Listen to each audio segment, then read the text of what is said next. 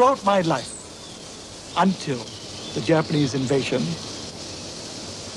I believed that I was one of the luckiest people in the world to be born in the British Empire and to live under the British flag. And it is no exaggeration that every night when I say my prayers, we were all Roman Catholics, I used to thank Jesus for his great, great gift to me of being born in the British Empire. But when the Japanese invaders, Malaya and Singapore, and when the unconditional surrender of 100,000 British soldiers to 30,000 little Japanese soldiers took place, this whole world in which I had been living until then was completely shattered.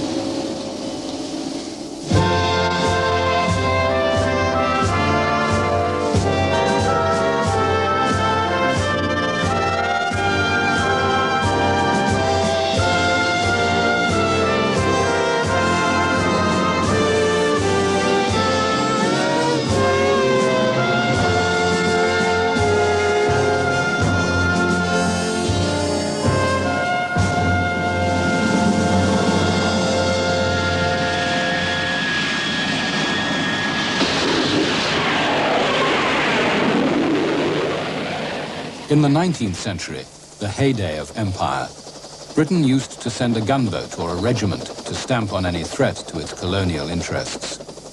The Ashanti in Africa, the sepoys in India, the Egyptians in Alexandria.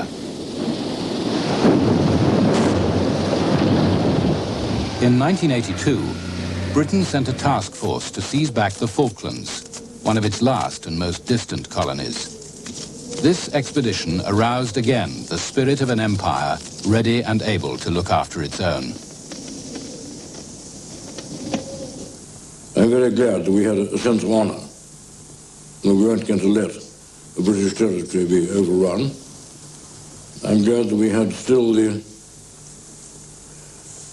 almost Elizabethan sense of gamble, of being prepared to send a task force 8,000 miles away without assured air cover to recover what we lost. Well, we said we would do it. We then proceeded to do it, and the world was amazed. And I think there is no doubt at all that it put the bee back into Britain. I was very disturbed because it really meant a restoration of colonialist feeling. It was hardly hidden in the case of Mrs. Thatcher and members of the government. But it indicated again a readiness to go to war in order to maintain a distant part of the world as part of the British Empire.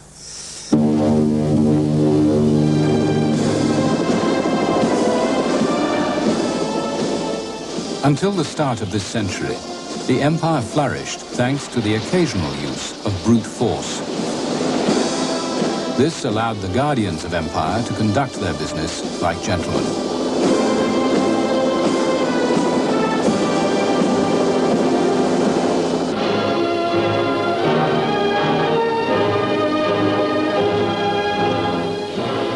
When Sir Edward Elgar composed his imperial theme song, a few Britons ruled a quarter of mankind. It was the biggest empire the world has ever known, and seemed as permanent as the waves. I was very proud to be part of the empire. I used to love seeing the map with the red on it. And I was also proud of being an Australian, of course, but we were part of the empire, a very important part of it too. England was home to us. In fact, people here in my day referred, when they were going to England, they always referred to it as we were going home. So it was as close as that. And our loyalties very much lay in England. I wasn't directly aware of the pressure of the imperialist government. It merely was an atmosphere in which they controlled everything and told you everything. And as you knew nothing else, you went along. Colonialism then was so integrated with the West that those of us who urged that imperialism should be ended were regarded as crazy. Aden, Bahamas, Barbados, Lesotho land, Bechuana land, Bermuda, British Guiana, British Honduras, Brunei, Cyprus, Sierra Leone, Singapore, Somaliland, Tanganyika, Trinidad and Tobago, Uganda, Western Pacific Islands, the Windward Islands, Zanzibar. The empire was too much to take in. To some, it meant a sacred trust, justice and democracy, progress and civilization. To others, it meant vicious oppression, alien autocracy, exploitation. To Noel Coward, it was all just a bit ridiculous. It's such a surprise to the Eastern eyes to see that though the English are effete, they're quite impervious to heat. When the white man rides, every native hides in glee, because the simple creatures hope he will impale his solar topi on a tree.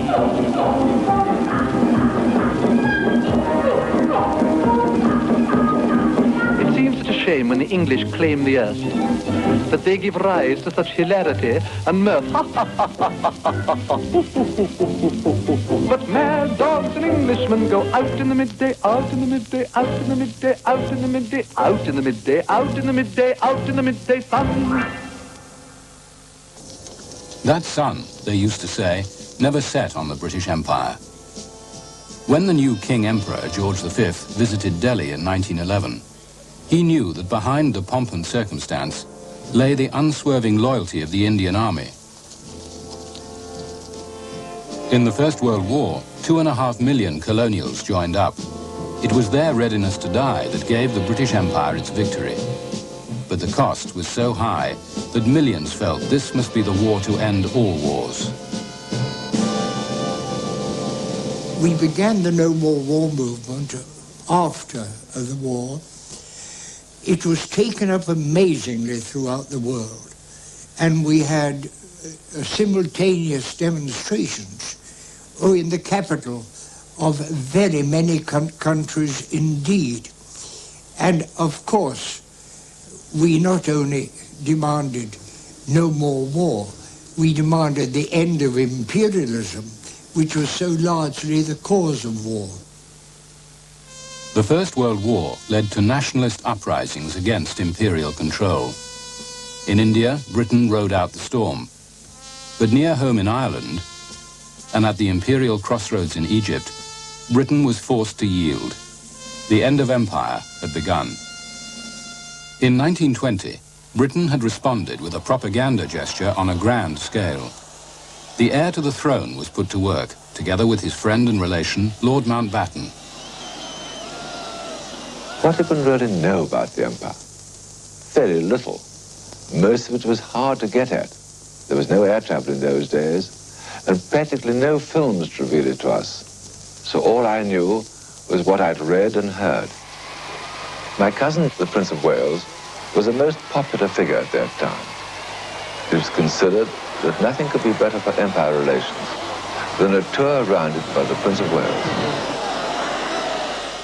The Prince and Mountbatten sailed right round the world, even calling at tiny colonies like Trinidad. I was teaching at Queen's Royal College, and I achieved the honor of shaking the hand of the Prince, which a whole lot of people didn't, because you can't shake too many hands in a day or two. Wonderful. But it first made me, what? What are they fussing about that? I shook his hand. I walked round with him, and then he said goodbye. In fact, often it was a problem of protecting him from his enthusiastic admirers. Quite early on, he started the practice of shaking hands with his left hand, because his right hand was almost crushed with the warmth of people's greetings. I was taken into town, of course, and the crowds were absolutely hilarious with excitement. And even then, he was very young then, of course, with very golden hair, very attractive looking, and with great charm. And it came across, even though you were watching him from a window, but everywhere he went, people were enchanted by him. And all the girls, of course, were charmed off their feet. After 6 months, the Prince and Mountbatten returned to Britain, secure in the belief that Britannia, or more exactly her Royal Navy, still ruled the waves.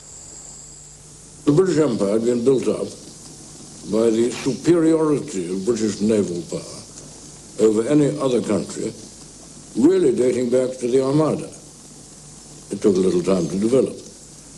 But the British Navy was the link between the different parts of the English-speaking world. It was the self-governing dominions of India or the colonies. So it was absolutely central and vital. I suppose we regarded the Navy as being the cement of empire. I'm sure it was just that. It was our sure shield in those days, and we thought of it as such, and we were a part of it.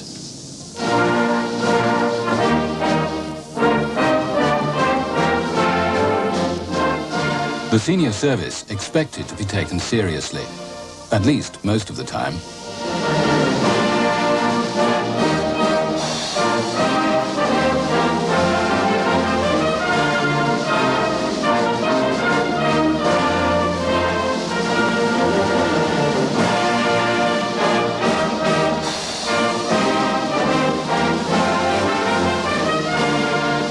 Behind the bravado, the awkward truth was that after World War I, Britain was deeply in debt. The British could not afford the naval supremacy they took for granted. Both Japan and America would soon be able to outrun and outgun the Royal Navy. So in 1922, a great conference was held at Washington, where the major maritime powers concluded a strange defense agreement. Britain broke off its treaty with World War I ally Japan, and all the powers agreed to limit the size of their navies. In a spirit of economy and no more war, many ships were scrapped.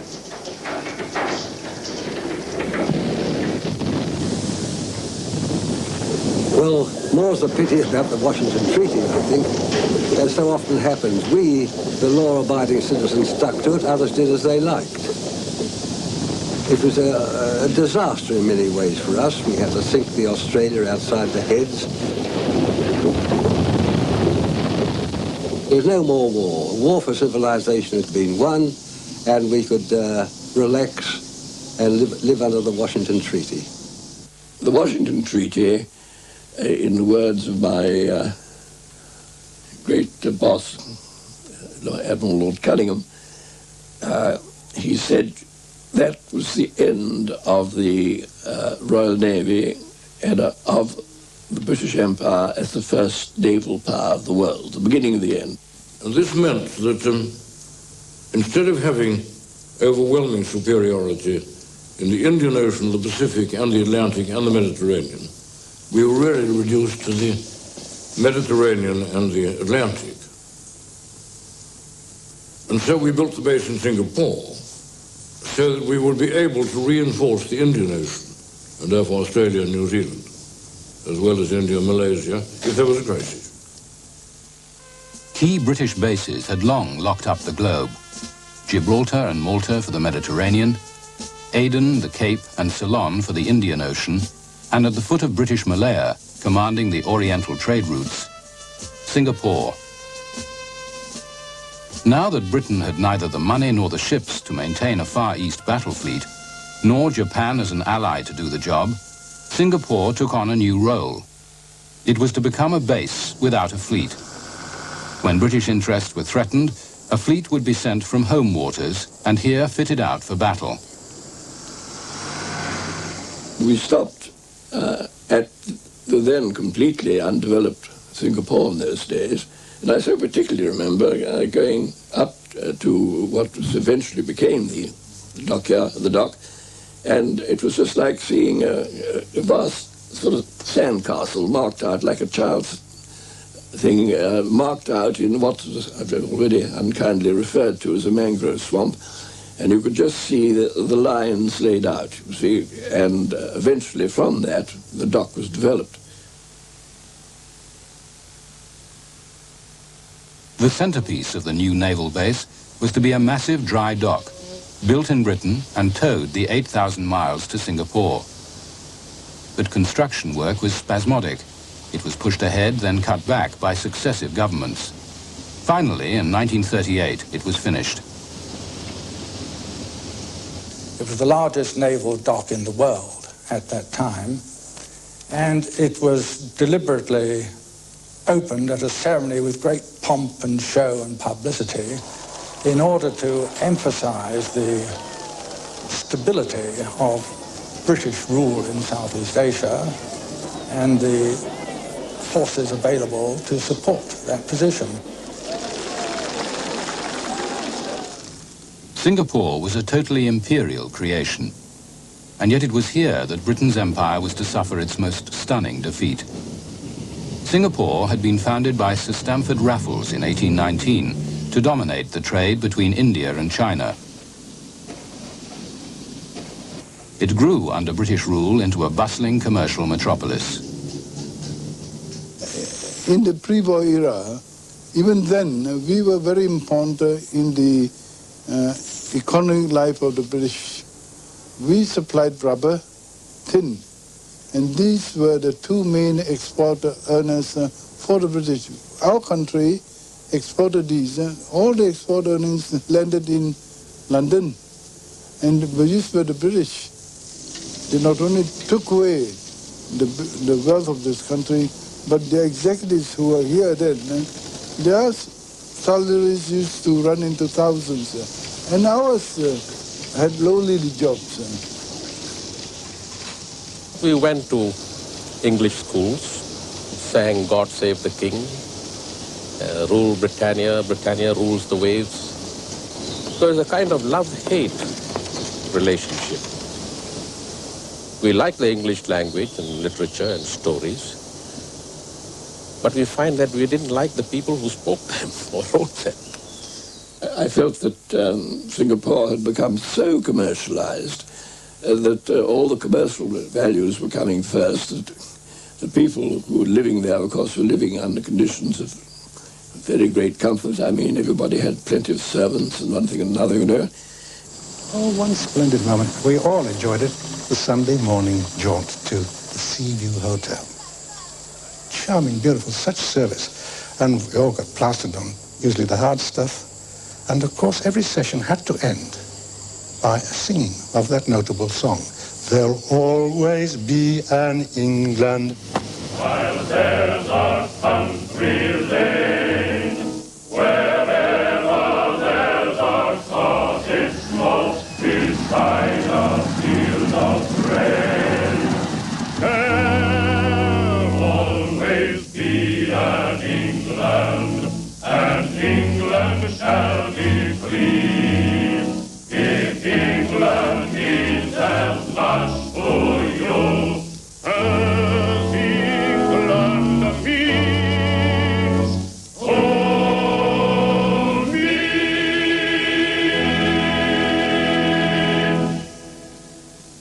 What went wrong with the dream? What went wrong with the dream was the lack of realism in the 1930s of the British ruling circles, who couldn't believe in the danger that Hitler and Mussolini presented. And they couldn't believe that anybody would be so foolish or so unrealistic as to embark on a policy of aggression and risk another war. You see, from the point of view of the military planners, there were two possible enemies. One was Germany, and one was Japan. And the deployment in peacetime enabled us to accomplish both functions. We were able broadly to balance the forces of Germany and Japan. With war in Europe only a year away, Britain still asserted that Singapore could deal with the growing threat from Japan. Aloft again and headed for Singapore. Our hearts beat proudly as the Empire flying boat comes in. Britain's far-sighted leaders for generations have maintained strong forces at the Empire's strategic crossroads. But Singapore's real greatness is its link in the chain of Empire's strength and communications. On land, air and sea, Singapore's units are symbols of an empire that is as free as the air and as permanent as the sun. Now, it depended, of course, upon the arrival of the Eastern Fleet. Remember, there was no war on at all then. The European War Party were very busy planning the European War, but we in the Eastern War had to depend upon a mythical Eastern Fleet. We had a whole set of plans, which I happen to be responsible for, as a matter of fact, developed for moving the Mediterranean fleet to the Far East. But of course, when the Axis War developed and our battles with the Mediterranean, in 1938 we had to abandon that policy, and that was the beginning, really, of all Singapore troubles. Our interests in the Far East, which were very great, could not be defended. It was really a situation of bluff more than anything else. Let's say that we had forces out there, quite small ones, but if we were really attacked and if the Japanese began to build up their strength, we would be in very great difficulty. Britain's leaders feared the empire would not survive a war on both sides of the world at once. So, desperate for peace at almost any price, Prime Minister Neville Chamberlain flew to Munich and appeasement. This morning, I had another talk with the German Chancellor, Herr Hitler. And here is the paper which bears his name upon it as well as mine. We used to talk together about the problems of empire very often. But it wasn't until, of course, the pressures in Europe built up to the point of near war that we had really to think in terms that we might have to concentrate everything on Europe and everything on our own survival, and thereby, of course, sacrifice some of the elements of defense which we've been able to deploy in defense of the empire, Australia, Singapore, and the like. And so it was when the change came, and we had to concentrate everything on Europe. Chamberlain, for example, had to telephone to the Prime Minister of Australia and say we could no longer provide the cover which we had done up till then. For England, it's the Far East. For us, it's the near North. And we, as having been brought up in Australia, were always aware of what we called in those days the Yellow Peril. Japan, the ally on whom Britain had turned its back after World War I, was now to take advantage of Hitler's aggression in Europe. At Singapore, Japan was to call Britain's bluff. While Europe was convulsed by war, Britain's Eastern Empire was still at peace. Singapore pursued its principal purpose, trade, confident of its own security. Here is striking and encouraging evidence of the tremendous British fighting power which guards the integrity of this bastion of empire.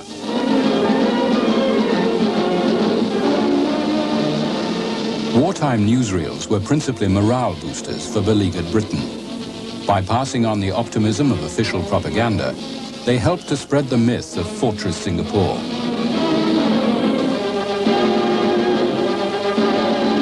At strategic points around the city, gun emplacements ring one of the most strongly fortified bases in the world.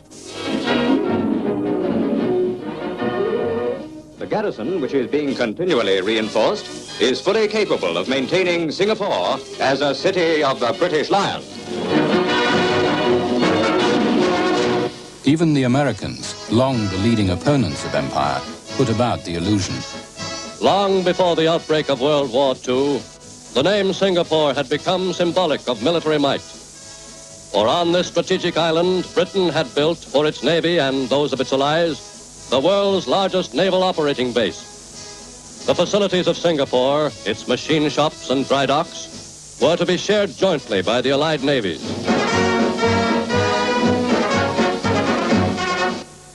Some felt that the Japanese would not be so idiotic as to attack the Americans and ourselves, because if they did, they were bound in the end to lose.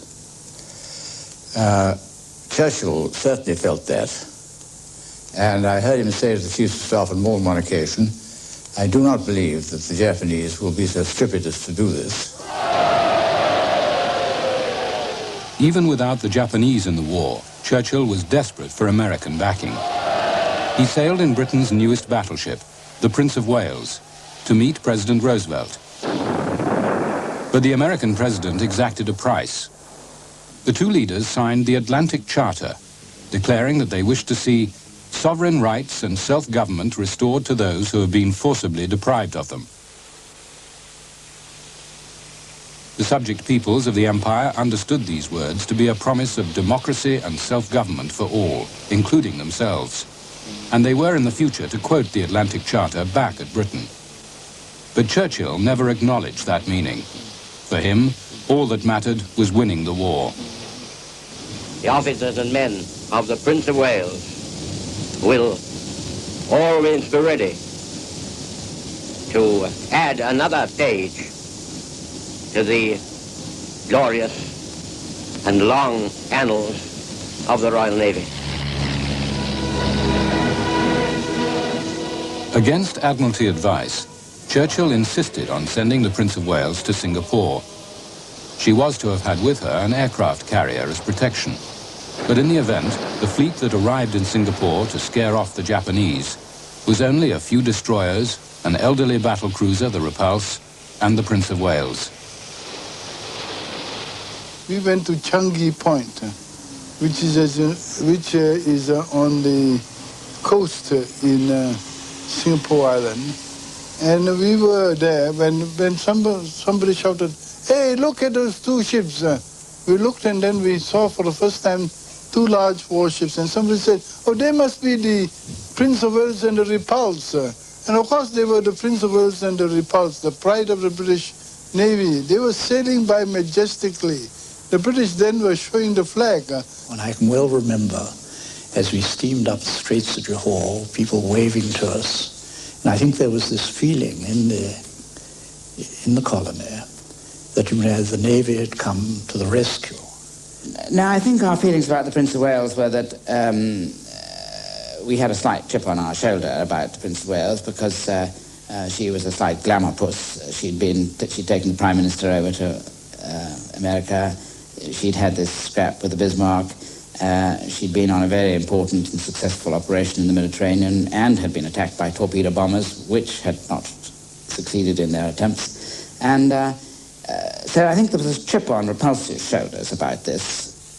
Immediately prior to their arrival, I had been up country, as indeed had all the midshipmen, staying with various kind, hospitable planters, and one picked up a little bit of the local feel there, which really was very,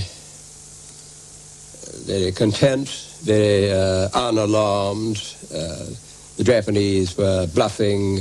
They'd never dare do anything like invade the Great British Raj in Singapore, or Malaya, as it then was, at all.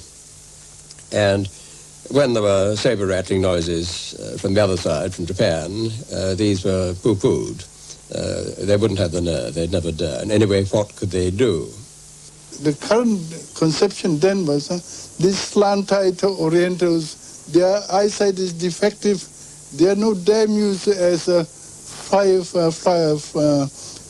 fighting men, as flying men, and they cannot fly a plane properly.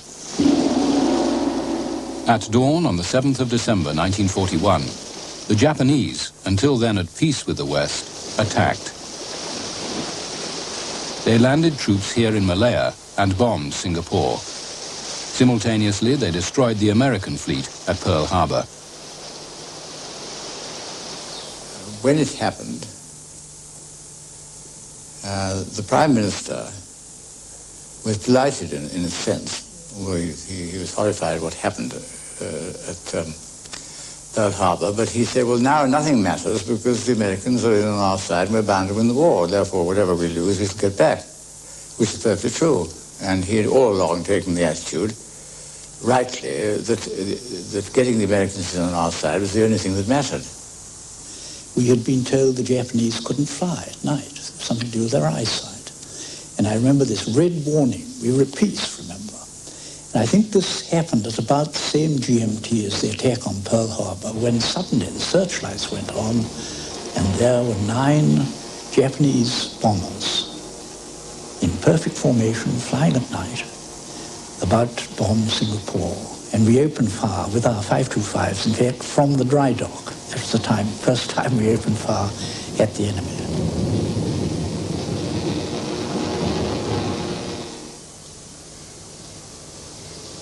ちょうどシンガポールはネオンサインが輝いてまして、ちょうど下で、皆若い者でもダンスでも今日していると思いまして、これは奇襲ができるなと思って、喜びまして、見た途端にパッとその灯火管制で消えまして、それからその残ってる、明かりを目標に私たちの4個中隊で、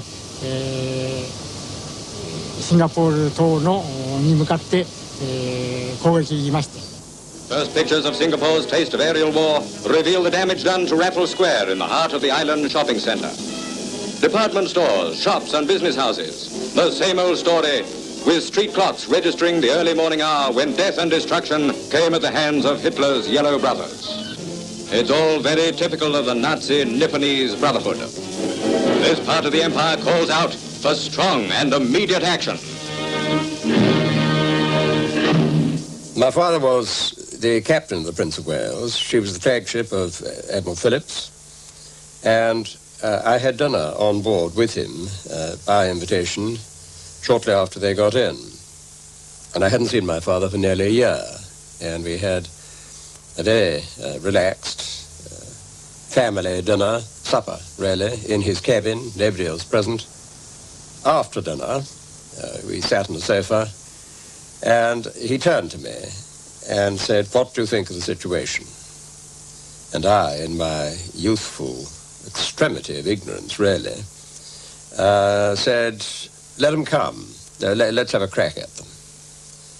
And I remember very clearly his then turning a most serious face to me and saying, "I don't think you have any idea of the enormity of the odds we are up against." And the captain sent for me and he told me roughly what was going to happen. We were going out to try and intercept the transports which were landing troops in the north of Malaya and in Siam. And he said, I can remember, he said, "I'm afraid it's going to be a pretty sticky party, Gardens." The Prince of Wales and Repulse set out to stop the invasion from Japan.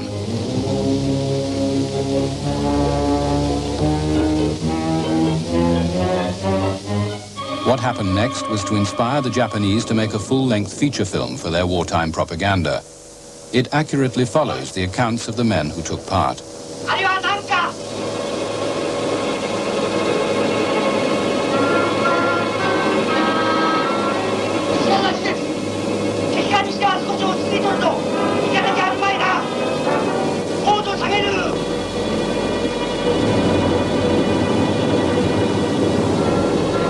攻撃のために、敵の位置が大体分かりましたから雲の下に出て、ずっと旋回しながら高度を下げまして、ずっと見た時に、敵の戦艦が前に見に行った時に一番私がドキッとしたのは味方の戦艦に間違えたんじゃないか。特に、日本の金剛、バトルクルーザーの金剛、軍用戦艦それに間違えたんじゃないかと思って一番それを心配して、もしこの船を間違えて、私たちが沈めたらばこれはそんなことになると思って、それを一番まず心配しました。そして高度を下げて近づくというと向こうでスターってたくさん撃ちましたから、撃ってこれは金剛じゃない敵だ。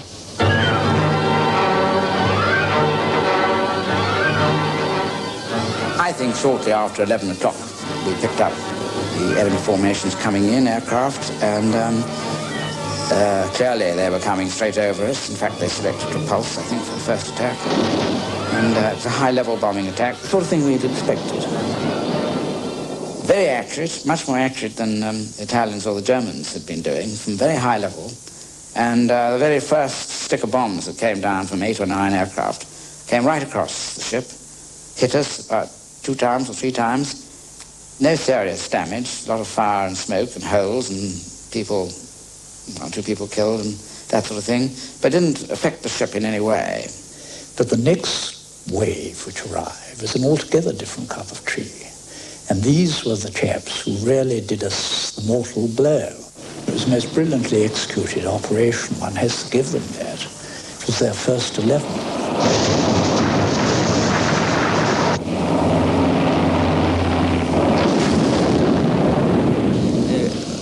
なおどんどん右へ回りながら支配しておりましたが、私は操縦しておりまして、水中は見ませんでしたが、私の後ろに乗っておりました偵察員の前からとこうひげを生やした一等兵曹ですが、大将当たりました、こう言って命中と言って大きな声で喜んでしました。You know, they just kept coming really after that, and I think we were hit by 5 torpedoes, and we gradually rolled over. Everything was firing. The chaps, it was very difficult to get them to break off a target once it had dropped its torpedo, because they were fighting mad by then, really. And I can remember her gradually capsizing, and it was just as if one was in the cinema. It was quite impersonal. I wasn't upset or anything. I was looking at something as if I wasn't there. This absolutely dead calm sea and this beautiful great ship, so many of one's friends in it, gradually rolling over and then capsizing. And then, of course, you know, there were masses of heads bobbing about in the water, and in true British style, everybody started to sing "Roll Out the Barrel" and all this kind of thing. And I can remember swimming round telling people to shut up and keep their mouths shut, because every time they opened their mouths to sing "Roll Out the Barrel," and a great slob of oil fill went down their throats. And of course, this was lethal, because it just burnt your innards out. And so I remember going round destroying all this great elan by telling them to shut up and keep their mouths shut if they wanted to stay alive.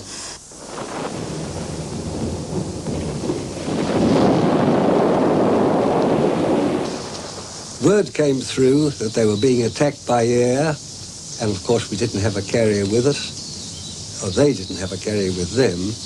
I was in the war room, and very shortly afterwards, just as we were trying to arrange for further tugs and things to go out to help them, we had nothing else available. Word came through, well, the Admiral who was in charge of the war room, Admiral Palliser, put his head through the scuttle and said, "Needn't worry about the tugs, they've both sunk." The Japanese celebrated the sinking of so formidable a foe, the pride of the British Navy.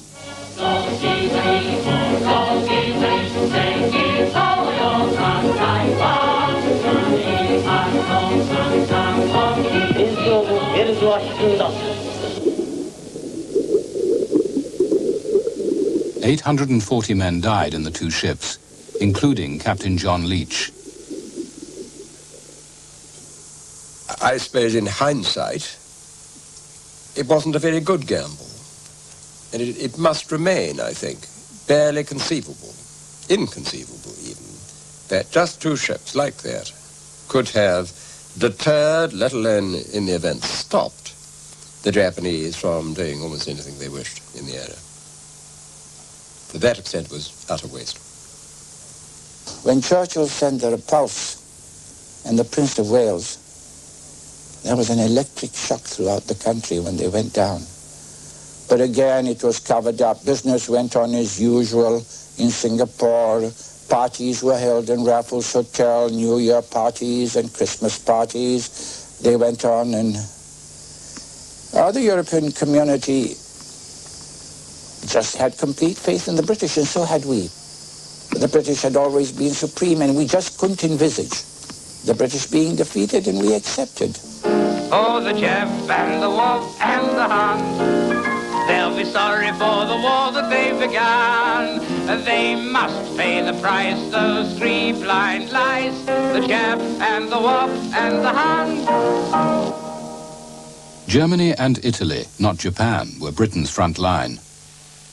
For Churchill, the Far East came a poor second to Europe. He could not spare the equipment Singapore needed.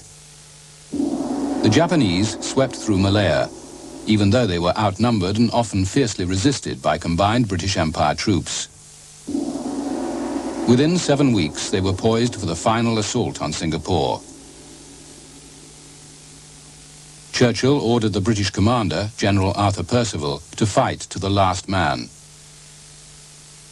The situation as it was here, with over 2 million civilian population, all the essential services broken down, the dead weren't being buried, the fire services broken down, the police and so on, and no water supply. Once the causeway was blown up, then we had no water. And in the last days, there's no doubt that Percival was a very, very worried man. I've seen him many times sitting at his desk with his head in his hands, and he obviously, In the early evening of Sunday the 15th of February 1942, a weary British command made their way to the Ford car factory, the Japanese headquarters.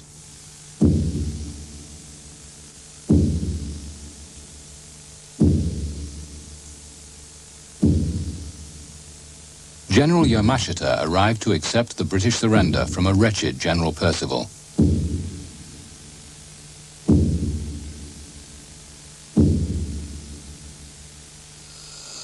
I speak to you all under the shadow of a far-reaching military defeat. It is a British and imperial defeat. All the Malay Peninsula has been overrun. Singapore has fallen.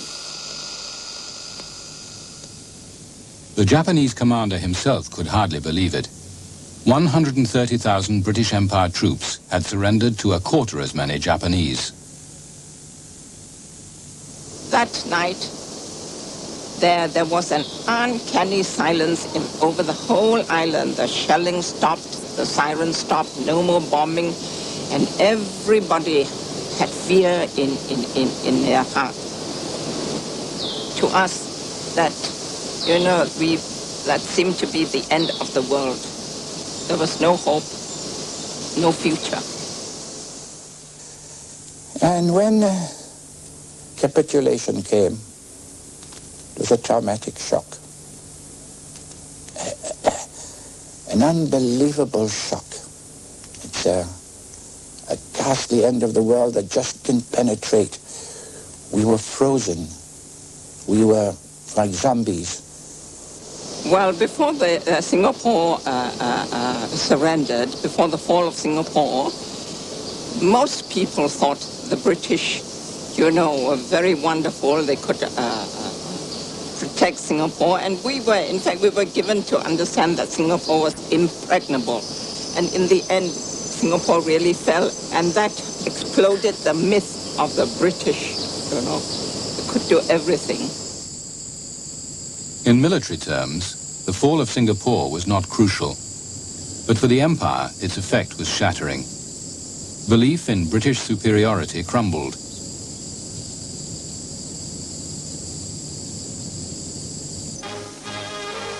Australia had been the first to react. Australia looks to America, free of any pangs as to our traditional links with the United Kingdom, announced Prime Minister John Curtin. Now I confess to you frankly that with the sincerest devotion to the cause of the British Empire in the world, I have fought as hard as I can for Australia. It is perfectly true that I made a direct and definite appeal to the United States of America. I think it was a very, very brave and a very clever adjustment to his thinking that he made, and I give him full marks for it. I was personally delighted, of course, because I have such high regard for the Americans, and I'd just as soon almost be saved by an American as saved by a Briton. I mean, there it was. Somebody had to save us. Industrial and independent, Australians have been turning to new markets and new interests outside the empire. When war touched their continent for the first time, Australians found that for their defense against Japan, they must look to the United States more than to the empire. And in the very presence of and need for American defense forces, they glimpsed a future inevitably bound up not with the empire alone, but with the United States as well. Thousands of Indians were led by the fall of Singapore to support Japan against Britain. Well, I think the impact was tremendous. As I said, you see that an Asian power could just do this, particularly the close upon the sinking of these two warships, the reduction of what Winston Churchill described as the impregnable fortress sea. Naturally, and he had talked in those terms in just a few days before the event. Once that fell, you see, so the British prestige here in India was just, well, actually it was just mud. For 170 years, the tradition of British authority and invincibility was accepted by the Indian people and respected throughout the Orient. Yet the Indians have felt that for all it has accomplished, British rule has been the rule of a conqueror. They have resented reactionary Britishers who, in defiance of a policy favoring greater equality and more independence, sought to keep the Indians in an inferior social and economic status. But to the complacency of the colonial British, there came an abrupt and shocking end.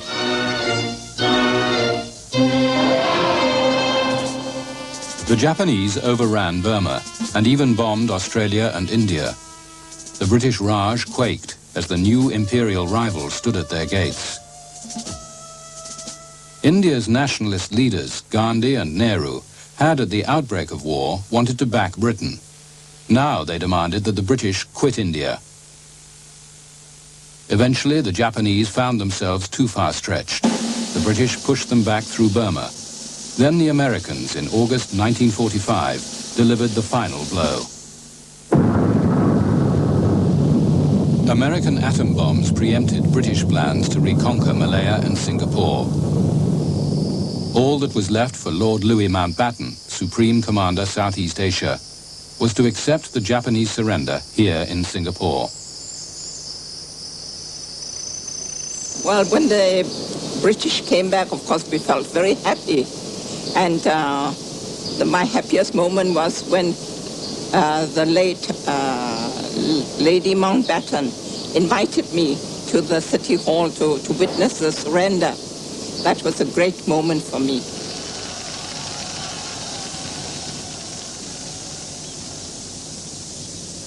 I have today received the surrender of the Supreme Commander of the Japanese forces that you have been fighting.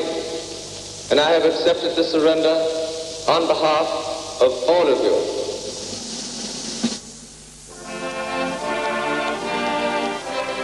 This was the moment the colonial peoples had been waiting for. Now the British would honor the promise Churchill had made in the Atlantic Charter. Well, frankly, I cheered when the British returned for a whole lot of reasons. One, it would mean the end of the Japanese conquest. It would also mean the beginning of the end of colonialism and the road to independence. And of course, the return of players, cigarettes, and 3-5s, and so on. The Japanese cigarettes were pretty horrible. But after the reoccupation, we did notice that the British were less arrogant. They had been educated during the war years, a bit more conscious that the world did not altogether depend on Britain. The war changed the whole political climate of the world. It had been stressed so much that it was a war against dictatorship and fascism and for democracy, that that feeling spread throughout the world. And I would say that it was the impact of the war which made the great change.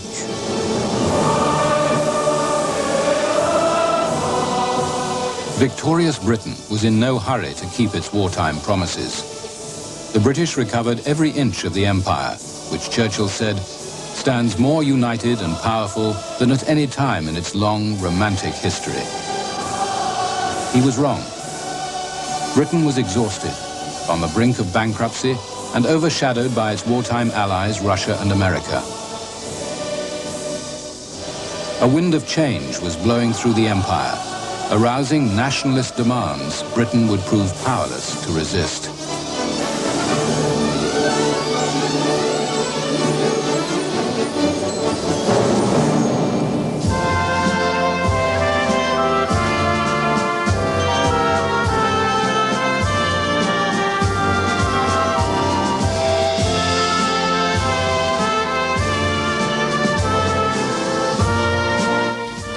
End of Empire continues next week with a detailed examination of India's part in the British Empire. Stay in view now for a news break, followed by our first Sunday stereo special. Leonard Bernstein conducts a brilliant recording of West Side Story.